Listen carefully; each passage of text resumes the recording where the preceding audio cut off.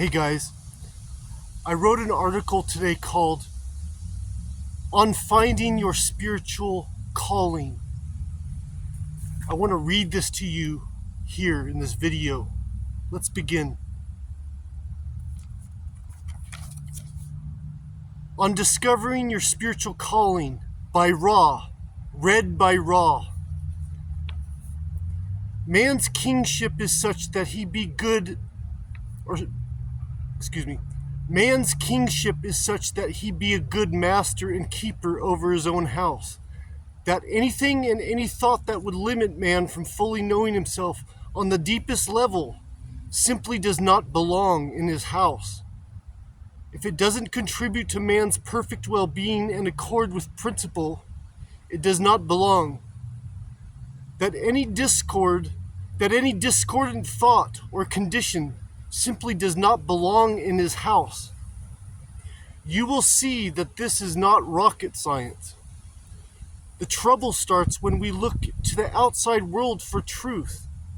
Reality is never what it appears to be from the outside. It is what is projected from the within that is creating the without. I'll prove it to you. Stop saying I can't. Replace I can't with I can. We then go on from I can to I am. To quote from Life and Teaching of the Masters of the Far East, Volume 5, Chapter 1. Today, and I quote, "Today it can be proven that every negative word you use, you betray the Christ within yourself." Unquote. Our words are powerful and should be chosen wisely. We ought to eliminate all words that limit and separate us from principle. Understand, if you want to know a life of peace, abundance, health, well-being, and prosperity, this means being whole, where the body, the mind, the spirit are all operating in harmony as one whole. This includes understanding that you are one with your brother, your neighbor, and all. That your own well-being does not come above another. May we ever be in service to the world around us. The peace that may thrive in the world is a peace that we ourselves must bring to the world. Every state of our affairs is caused by self. Do you want to know God? Master yourself. Practice self-mastery. This is called the great work. For the only place to contact and know God is by looking within the self. A life of a master, one committed to self-mastery, is a life of service. May we come to realize and fully self-actualize the real work and quietly get about our own great works. As one who's committed his whole life to such a life, I have some thoughts about discovering your own unique spiritual and life calling, if I may offer clarity of understanding.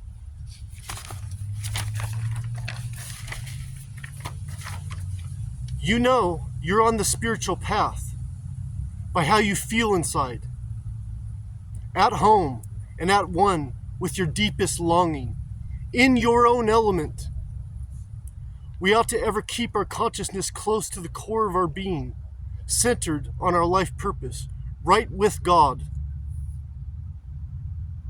In the spirit of keeping things simple, let us imagine the flame of a candle.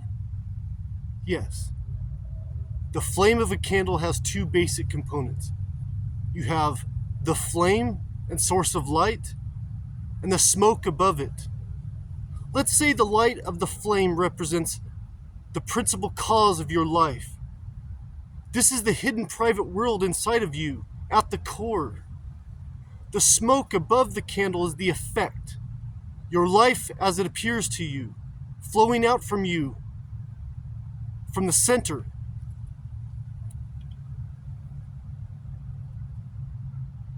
Let me repeat that one more time. The smoke above the candle is the effect, your life as it appears to you, flowing out from within you from the center. The cause versus effect. The seen versus unseen. These are two sides of one thing. Let's look closer at the smoke. Notice the smoke has a flow and travels upward out from the top of the flame. See how there's a thin, orderly pattern, a stream of smoke just above the flame. This is called laminar flow. Also notice that after a measured interval above the flame, the smoke transitions from a thin, orderly pattern and begins to dissipate into a cloudy mass of smoke. This is called turbulent flow. What I want to illustrate with this analogy is that when you are on your path, your life will bear the characteristics of laminar flow, like the smoke from a candle. Everything naturally falls into its rightful order, taking its place in harmony within the greater scheme of your life. This is when we are in alignment, being directed by our own God principle cause. When we are not in alignment and not acting from our higher principle, at the effect of the outer world, our life bears the characteristics of turbulent flow. Notice how the smoke is relatively further away from the flame when it is in turbulent. When it is in turbulent flow. The nature of turbulent flow versus laminar flow is backed by real science. Look it up. Truth is, when it comes to your life, your own relative awareness forms the mold into which your reality manifests in front of you. See that? This is what is called the nature of reality. You like analogies, don't you? I do too. The more we develop ourselves, these realizations start to become automatic as we receive understanding from Spirit. There's a quickening in consciousness, and we receive from our own internal faculties more readily. This is what happens when we grow our relationship with God. Our inner channels with Spirit open, and we receive direct from Spirit. Remember, the voice of Spirit is not a loud voice because it doesn't need to be. My desire to be one with Spirit is so strong that it humiliates me if ever I find myself needing to force my word loudly to have an effect. I'd rather be able to speak more with my silence than to have the perfect speech, but no one hears me. For me, that means being absolutely one with reality, like Spirit is, and fully know the principle that does not need to be loud, to know the real principle back of this whole movie. You know, the silence I speak of is not a passive, idle silence. The word is alive just as much in the silence as it is spoken. The very act of articulating words to describe an ideal means that ideal is real and has life. The creation has thus been born from the thought. The creation has thus been born from thought and made manifest as a real living thing. The moment we give words to our thoughts and express the thought with our word. In the beginning was the Word. God said, "Let there be light," and light was. That is why I take my time to write the way I do. It's not that I have ambitions of writing books. It's that my words are an expression of what I am. There is a place for offering my message to the world. Frankly, I am not of the mind that my service necessarily is what I share online. It is what I do in my life that truly matters. It is what I am that counts. Who wants to be a guru anyway? Notice that what I'm saying here is nothing complicated. You don't need to learn the wisdom of the ages by watching a YouTube video. The real teacher, the master, lives within you. You know exactly what to do. Excuse me, I'm going to get a drink.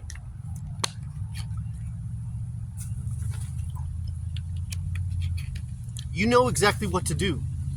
Remember, we live in a time of social media where relatively few value life and truth. Not because they do not possess it, but because they are in a hypnosis of mass proportion, and have not learned to turn off the noise and search within themselves for the answer. Most people will watch anything you put in front of them and are not picky where their attention flows, as long as they are not bored. The way I think of YouTube now is like that goofy magazine on the news racks at the supermarket, the Weekly World News, Bat Boy spotted in a tree. Who wants to be another talking head amongst that racket? Just whose game are we playing here? If one feels like he must compete with the many voices to be heard and counted, has he not missed the point? My service, whatever that may look like, does not extend to showing insufferable ads. We must consciously exercise a little more ingenuity in our creative endeavors instead of harvesting all the low-hanging fruit in life. I'm going to read that one more time. We must consciously exercise a little more ingenuity in our creative endeavors instead of harvesting all the low-hanging fruit in life.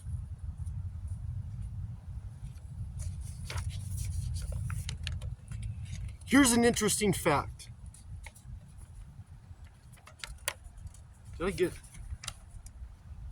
Yeah, the page was stuck together. Nothing of genuine worth truly comes fast, easy, free. You don't self-actualize a remarkable life by doing exactly what everyone else does.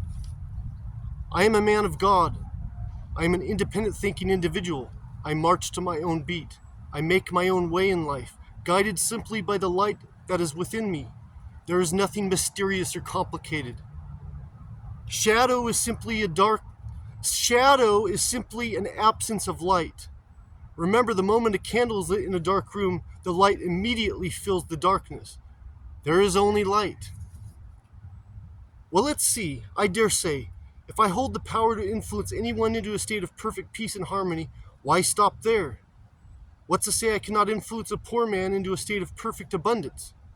The sick into a state of perfect health, joy, well-being? Let me start by testing what I have cultivated in private, out in the world, wherever I happen to be now. Life purpose is what you are given by spirit, not something that we find by following convention or external influences. Don't let the world tell you what it is like. Don't let the world tell you what you are or how to be. I find a life infinitely more compelling that is a remarkable life like no other. A life unconventional, transcending common understanding. A life one would only know by following his deepest inner longing, not by following the world. This is how all the greatest minds in history made their own way, going on to become leaders in their own field of competency. No one is ever going to be able to sell me my own watch, so to speak. Why? Because I invented and built my own watch. There's nothing like it. All men and women hold the one light of God within. All have equal access to God. All may choose the one life. Few actually do. Here's why I deleted the video content on my spiritual talks. I uploaded hundreds of videos to this channel since 2011. Hundreds of videos, many of my talks, my philosophy, spiritual talks, self-development content, that sort of thing. I deleted all of it. Here's why. Simple. It was never my desire to be a guru. I am not here to proselytize spiritual wisdom, the most obvious thing everyone does. I'm here to live my life, not sell a belief. I am walking my own path I created myself. Here's an interesting fact. Most of you have been given a technology. Now you hypnotize yourself into believing this junk is the vehicle. You're wrong. The vehicle, the real thing, is you yourself. The mind, body, and spirit is the vehicle. Wake up. The world doesn't need another guru. The world needs you. Want to be free? Build your own house.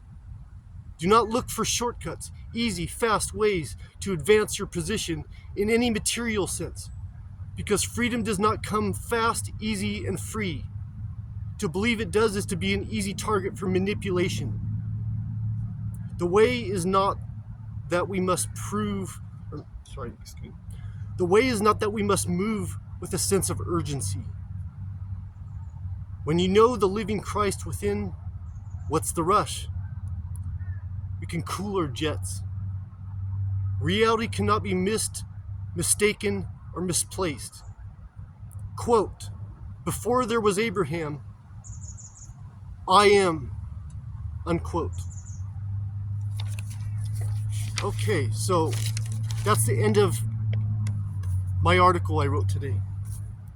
I forgot what day it is. It's August something. I have some closing thoughts to this. All right. I want to say a closing word. Now remember, I was reading my own words, which I'm not that good at orally reading something. I'm a reader, but I'm not so good at orally reading anything. A closing word.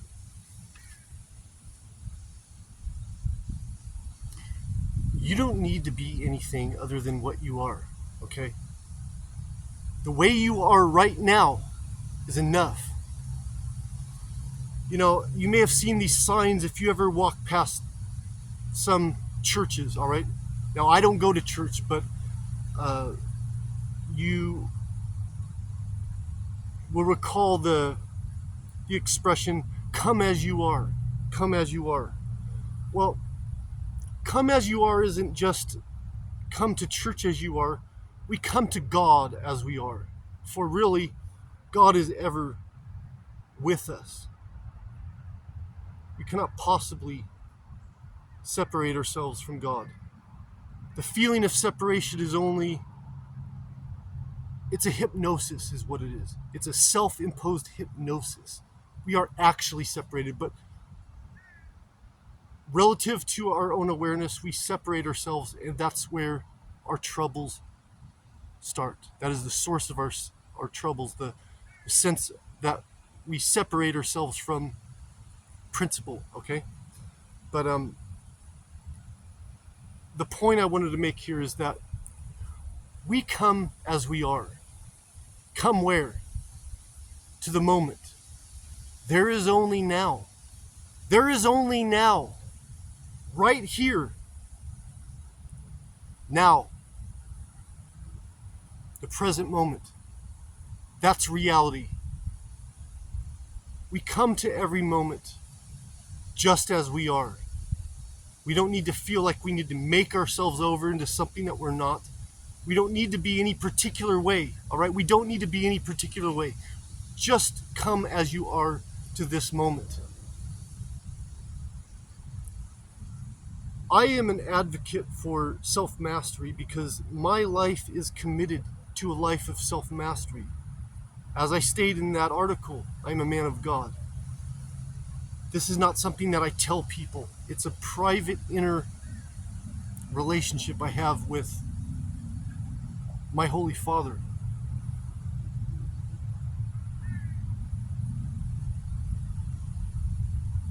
In life, I'm just me. You know, I'm not any particular way. I'm just me. You know, if someone pisses me off, I don't try to pretend that I'm not pissed off or, you know, whatever I'm feeling. But I do practice self-mastery. It's a practice. You know, life is the school. You know, I come from the school of life. This is the school of life. No one ever judges you except yourself. yourself.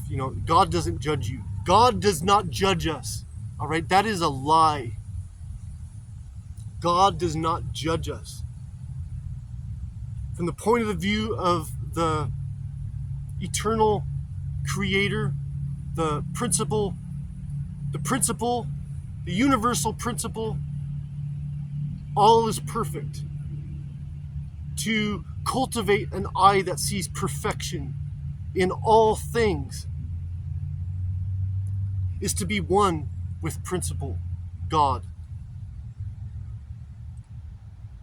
This is what we practice in self-mastery. We practice seeing perfection in all and forgiveness.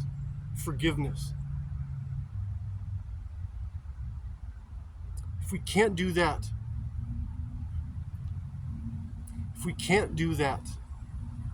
remember, stop saying I can't, but if you don't feel like you can do these things, do this. Practice gratitude. Gratitude is the most direct way to know love. Love is a abused, misused, misunderstood word, okay? Simply practice gratitude as much as humanly possible, all right? You can never express enough gratitude for life. There's always something you can find the feeling of gratitude. There's always something that can bring you to that. If you look, you have to look for it, all right?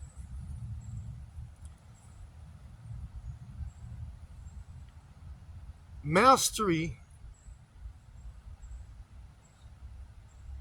it's an ever ongoing practice. It isn't something that we tell the world. In the world, just be yourself, all right? We don't have to try to present ourselves as some sort of spiritual character of ourselves. Just be yourself, all right? And practice self-mastery. Just every day. Gratitude. Cleaning up our vocabulary. Building our consciousness, becoming more conscious, expanding our consciousness, waking up out of our collective hypnosis of humanity. We all, our work is waking up out of a collective state of hypnosis, okay?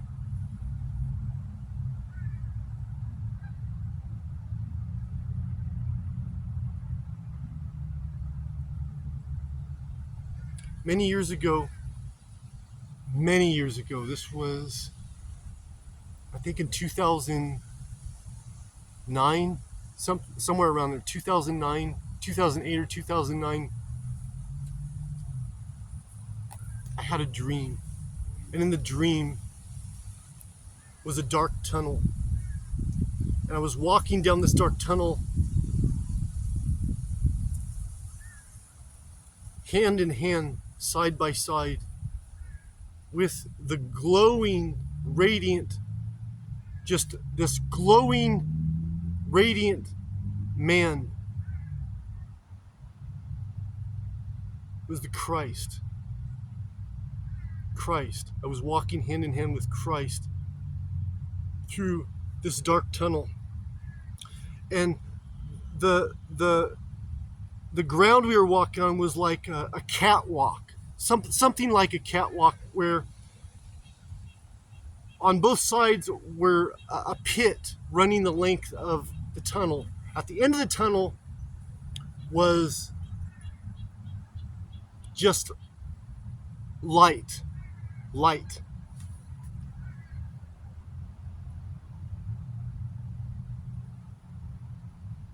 And on both sides of this catwalk was a dark pit, darkness, shadow.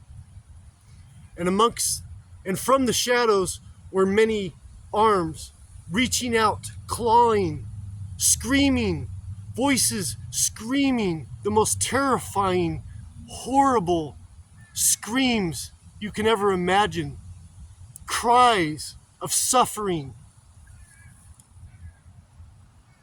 all these hands reaching from the shadows at our feet, clawing, trying to pull me down.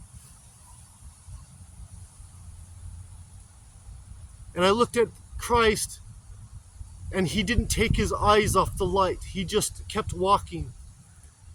And I simply understood there were no words spoken, but I just understood that I had a choice. I could either join the hands reaching from the shadows to pull me off my path, or I could stay the path and walk with Christ to the light.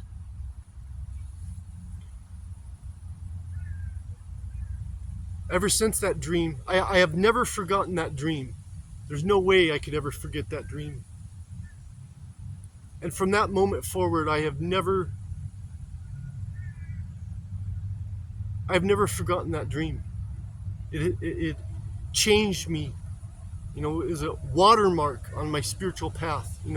I have so many stories I could share with you that I'd be here all day talking to you. But I think that dream is a potent one that really speaks of what this is about. The Christ lives within all. Jesus was a man, but he didn't have any more access to the Christ, to God, than all of us do. There's no Savior. We must save ourselves. There's no Savior coming. Christ was a man no different than any man, and he chose a path to God, the path to God.